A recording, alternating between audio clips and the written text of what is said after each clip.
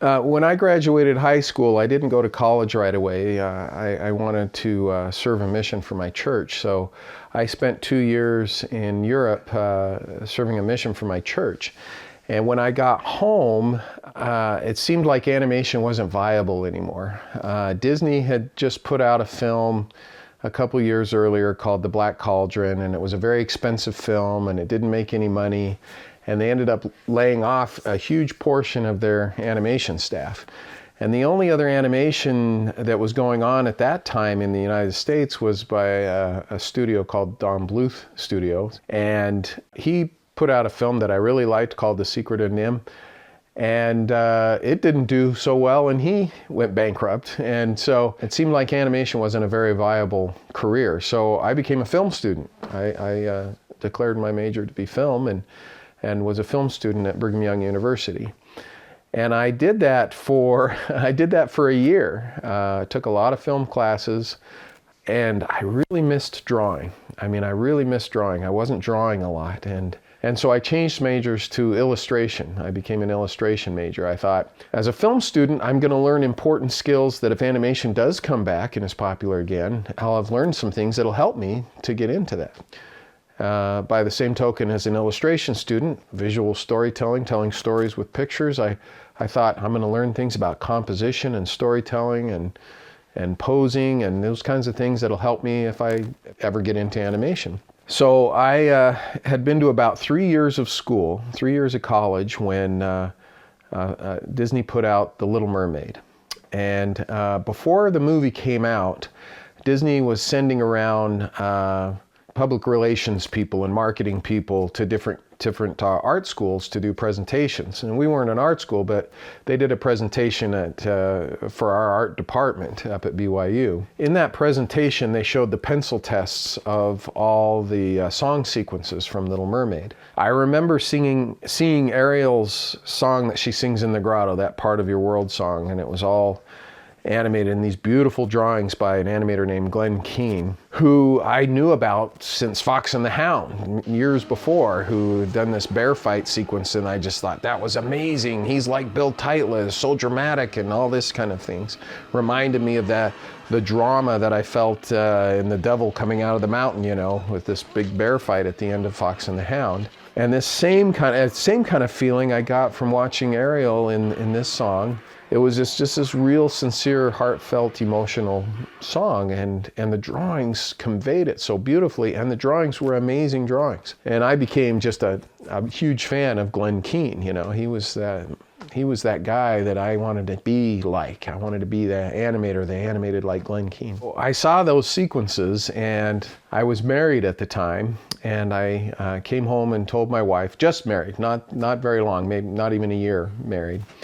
And I came home and told my wife, I'm gonna change majors again. In fact, I think I need to change schools, because at the time Brigham Young University didn't have an animation program. They do now. They have a good animation program now, but they didn't at the time.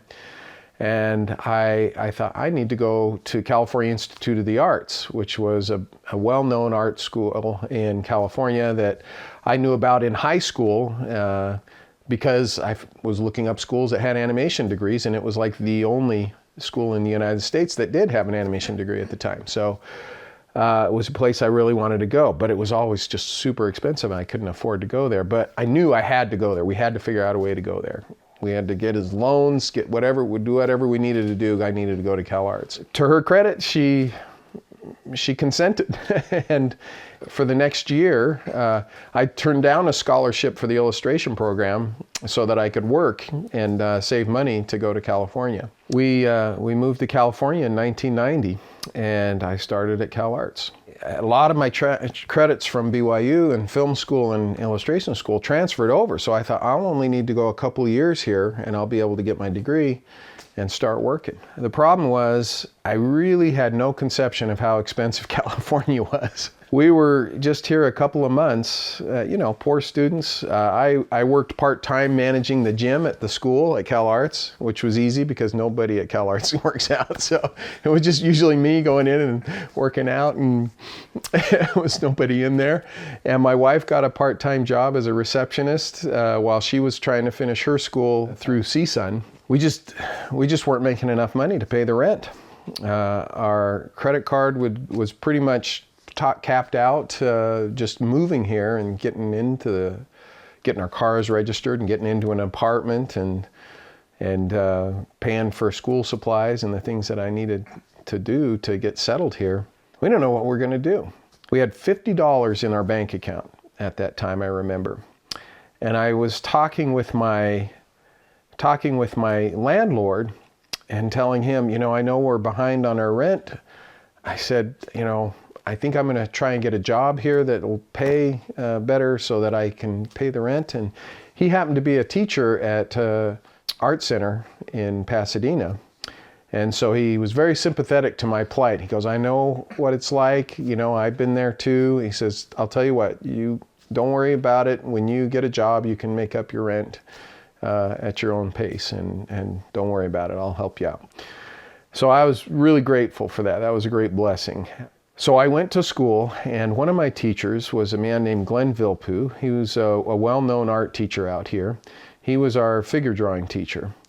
And he had been complimentary of my figure drawings in his class. And so I took some drawings into him and I said, I asked him, do you think that if I showed these, if this is a good enough portfolio that I could get a job? And he was working at Warner Brothers TV animation at the time as a layout artist. And he said, oh yeah, I think so. He goes, why don't you come down and I'll show you around, introduce you to some people, and we'll see what we can do.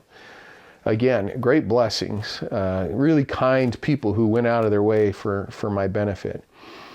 So I went down to Warner Brothers and showed my portfolio. He introduced me to all these different directors and I showed them all my portfolio. And a couple weeks later, I started working at Warner Brothers. Now you might think, wow, that's great, 2 months here in California, I already got a job. But I was thinking, man, I never learned how to animate. I didn't get to go to school long enough to learn anything. And all my friends from school were saying, wow, you're so lucky to have a job. And I'm like, but you're so lucky you're working on a film. I never got to do that. You're learning how to animate. I never got to do that. But fortunately, while I was there at Warner Brothers, I ended up working for a director named Ken Boyer, who was a big fan of Disney. And I had Glenn Keane Xeroxed drawings all over my cubicle and stuff. And he came by one day and said, hey, I see you got Glenn drawings on your wall. I said, yeah. I said, I really like his stuff. And he said, yeah, I know Glenn. He's a friend of mine. And I'm like, what, really? Wow. Do you think he'd look at my portfolio? And he goes, oh yeah, I'm sure he would. He's a nice guy. And so he gave me Glenn's phone number and I called Glenn up at his work. And he didn't answer, but I left a message on his phone that said, hey, I work with Ken Boyer, and he said it'd be okay to call you to ask if you'd look at my portfolio, and I wonder if I could set up a time to come and do that with you.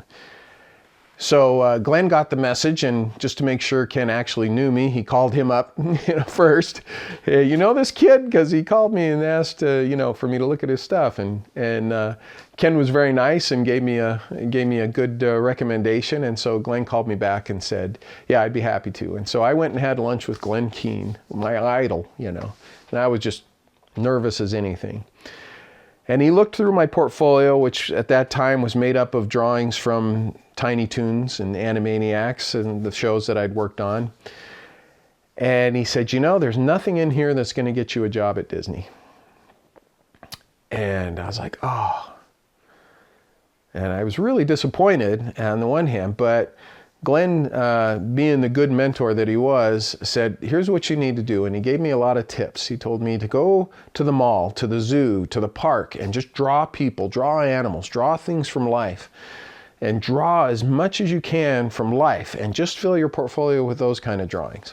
I don't want to see cartoons. I don't care about your work in television. I don't want to see copies of Disney characters. I don't want to see that kind of thing. I want to see just drawings from life.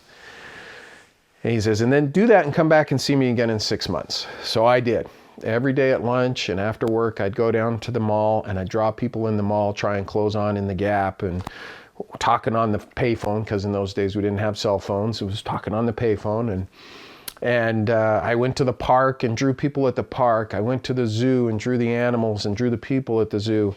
And I just drew and drew and drew and drew. And then I put that all together in a portfolio, and 6 months later I went back and showed it to Glenn. And he said, yeah, this is much better. And why don't you submit this? And tell him you're submitting as a rough in-betweener.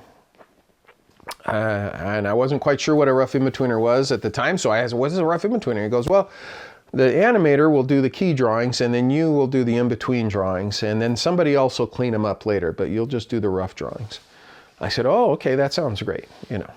So I submitted to Disney, and it took a couple of months, but they finally got back to me, and it was okay because I had a job, but they got back to me and they said, we want you to come in and take a test. So I came in, and this test lasted for about 4 hours, where they just gave me a big animation scene and wanted me to in-between the whole thing. And I think it was a scene from Great Mouse Detective that Mark Henn had animated. And boy, again, very intimidated because I really didn't know how to in-between. I hadn't really done it before. And so I just followed my instincts and in-betweened it as best I could and hoped for the best, you know. And I waited. A couple months went by, and I was thinking, you know, it wasn't good enough. So good thing I got this job here. And then all of a sudden I got a phone call, and they said, we'd like to hire you. One catch is that we can only pay you this much. And that was like a big cut from what I was making at Warner Brothers. But I went home and talked to my wife and said, this is all they can pay us. Can we live on that? That's all I need to know. Can we live on it? If we can live on it, I'm going. And we did our budget and figured out, yeah, we could live on that. So I called them back and said, yeah, I'll take it. So I started working at Disney on Aladdin. That was my first film, as a rough in-betweener for my idol, Glenn Keane.